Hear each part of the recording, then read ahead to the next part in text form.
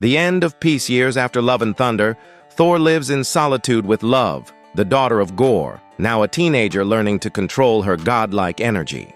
They've made a home in a distant realm, hidden from war and politics. But across the stars, cosmic storms tear through reality. Entire pantheons vanish without a trace. A single whisper spreads among the gods. The Chaos King has awoken. Thor senses the storm isn't natural. It feels like a god-eater, older than eternity. The fall of Olympus. Thor and Love arrive on Olympus after hearing its distress call. What they find is devastation. The temples burned, gods scattered. Hercules, bloodied but alive, reveals that a being called Amatsu Mikaboshi, the god of chaos, is consuming divine realms. Even Zeus's thunderbolt couldn't touch him. It was absorbed like light into a void. Before collapsing, Hercules warns he's coming for Asgard next. The new Asgard Council Thor returns to New Asgard on Earth, where King Valkyrie rules firmly but quietly. Jane Foster's legacy lives on in shrines and stories. Love often visits them, guided by Thor's memories. Valkyrie senses something wrong in the skies. The Bifrost flickers erratically, as if reality itself is cracking. Heimdall's son, Axel, reveals voices screaming through the Bifrost's light. Thor vows to gather the gods, not for war, but survival. The disappearing gods Thor and Valkyrie visit the celestial archives, hoping for answers. They find that dozens of deities, Egyptian, Mayan, Eternals, have vanished entirely. A dying celestial warns that Mikaboshi seeks to erase creation, to rewrite it in silence. Love's energy reacts violently near a cosmic rift, as if the chaos recognizes her. Thor begins to suspect she's connected to this god-devouring force. The shadow beyond eternity. The heroes travel to the edge of the cosmos, where time fractures and light bends. There they meet Eternity, who once granted Gorr's wish. Eternity confesses that Mikaboshi was the void before light, a force never meant to awaken. The Chaos King was freed when Love was born. The wish that revived her disturbed the cosmic balance. Thor is shaken. His daughter's existence may doom the gods. The daughter of Light Love overhears the truth and flees, feeling monstrous and responsible. Her powers spiral out of control, creating bursts of divine fire across galaxies. Thor searches desperately, haunted by echoes of Gorr's words about the corruption of gods. Meanwhile, Mikaboshi's dark realm grows, swallowing planets and stars into living shadows. The prophecy spreads. When the child of light meets the god of chaos, the cosmos will collapse or be reborn. Loki's return. Thor seeks counsel from the only one who ever understood chaos. Loki, now ruling a realm of timelines beyond time. Loki greets him with a smirk and heavy eyes, aware of Mikaboshi's rise. He reveals that the Chaos King feeds on divine belief. The more fear spreads, the stronger he becomes. Thor asks for help, but Loki warns, "You can't kill a void, brother. You can only fill it." Still, he gives Thor a clue, a forgotten weapon forged from the first storm, the Heart of Tempests. The Forge of Storms. Thor, Valkyrie, and Axel travel to Nidavellir, where the surviving dwarves forge divine weapons. They agree to craft a new weapon, not a hammer, but a spear of thunder that channels chaos itself. As it's forged, echoes of Mjolnir and Stormbreaker ring through the forge. Love returns, apologetic but powerful, offering her energy to complete it. The spear awakens, named Gjallarstorm, born of light and ruin. The devouring sky. The cosmos trembles as Mikaboshi's shadow reaches the Milky Way. New Asgard is enveloped in darkness. Mortals vanish into black mist. Thor and Valkyrie rally the remaining gods, Bast, Khonshu, and even the celestial fragments. A storm unlike any before forms. Black lightning, silver rain, and red auroras. The final war of gods begins. The first clash. Thor leads the pantheons in battle above the Earth's atmosphere. Love fights beside him, glowing like a small sun.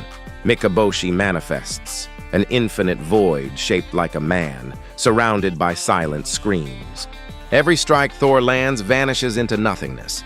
Then the void speaks. "You are thunder. I am what comes after sound." Love's sacrifice, seeing her father falter, Love channels her power directly into Mikaboshi. Her energy pierces the void, revealing fragments of dying universes within him. Thor screams for her to stop, but she continues, tearing herself apart in light. She banishes the Chaos King back into the rift, but her body begins to fade. Thor catches her as her form dissolves into pure light. The silence of the storm. The battlefield goes still. The gods stare at the empty sky where love once shone. Thor holds her remaining essence, a flickering orb of golden light, in his hands. Loki appears beside him silently, his usual wit gone. Thor whispers, "No father should outlive his child." The bargain Thor begs eternity to bring her back, but even eternity cannot reverse what balance has restored. However, eternity offers a bargain to give up Thor's godhood, surrendering his immortality to restore one's soul. Loki warns him it would undo his legacy. Thor doesn't hesitate. She deserves a mortal life, one free of gods and monsters. The deal is sealed. The mortal Dawn Thor awakens on Earth, powerless, human, in a quiet coastal town. He sees a young girl drawing on the sand, love, reborn, mortal and free, with no memory of him. He smiles from afar, tears mixing with rain. Valkyrie and Loki watch from the shadows, proud and heartbroken. Thunder rolls softly in the distance, guess as if saying goodbye. The new pantheon in Asgard's ruins, a council of surviving gods rises, Bast, Khonshu, Hercules, and Valkyrie. They form the Council of Realms, dedicated to maintaining divine balance. Loki vanishes again into the timeline, leaving a note. Order and chaos, always brothers. Axel becomes the new guardian of the Bifrost. And the name Thor becomes legend, a god who chose love over eternity. The spark of chaos, deep in the void, fragments of Mikaboshi's shadow linger. A faint heartbeat pulses, his essence not gone, only transformed. It takes shape as a silhouette resembling love. The prophecy's final line echoes, "Light cannot destroy chaos, only become it." The cycle is not over. The return of Thunder years later, love, now grown, explores the world, drawn to storms she can't explain. In one, she sees lightning form the shape of a hammer in the sky. She feels something awaken inside her, faint thunder in her veins. Her eyes flash blue for a moment. Somewhere across the cosmos, thunder laughs again. The rebirth of a goddess guardians feel sudden tremors across the realms. Statues of Thor crack, and from them lightning bursts. A mysterious storm approaches Earth, forming into a towering figure. It's Thor, older, mortal-hearted, divine once more, reborn through his daughter's light. He whispers, "The storm never dies. It waits."